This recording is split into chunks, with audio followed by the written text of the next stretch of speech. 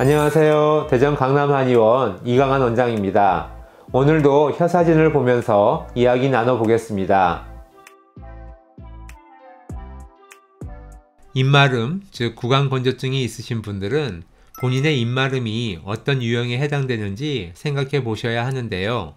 하나는 입이 마를 때 목까지 같이 말라서 물을 많이 마시는 경우이고요. 다른 하나는 입마름을 느끼지만 물이 많이 먹히지 않아서 입과 목을 축일 정도로만 마시는 경우입니다. 이 중에서 목이 마르는 갈증은 구갈이라고 하는데요.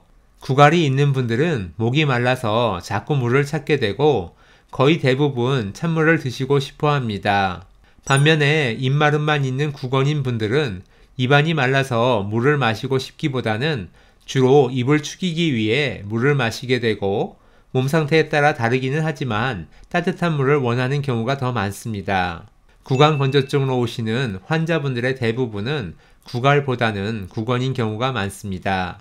이렇게 구건인지 구갈인지 구분하는 것이 중요한 이유는 각각의 증상이 생기는 원인이 다르고 그에 따른 처방도 달라지기 때문인데요.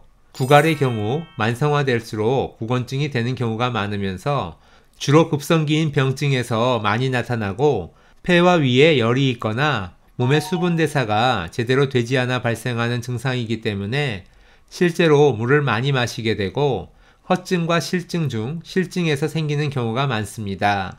반면에 구건의 경우 주로 허증에서 많이 볼 수 있습니다. 비위나 신이 허약해져 몸의 진액이 잘 돌지 못하는 상태에서 입안의 진액도 부족해 생기는 증상으로 구갈과는 반대로 허열로 인한 경우가 많습니다. 이렇듯 입마름이 생긴 원인이 다르면 치료 방법도 다릅니다.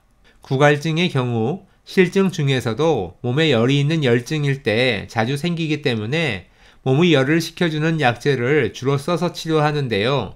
구갈이 있다고 무조건 찬 약만 쓰지는 않고 몸의 물기를 소통시켜주는 이스삼순약이나 속을 데우는 올리약을 써야 하는 경우도 있습니다. 반면에 구건의 경우에는 진액을 보충해주는 약재들과 함께 소화기를 개선하는 약이나 기혈을 보태주는 보약을 처방하기도 합니다. 이렇듯 환자분 개개인의 증상과 체질에 따라 치료 방법이 다르기 때문에 반드시 진찰을 받고 나에게 맞는 치료를 받으시는 것이 중요합니다.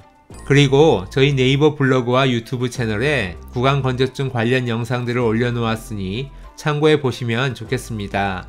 그럼 오늘도 건강한 하루 되세요. 감사합니다.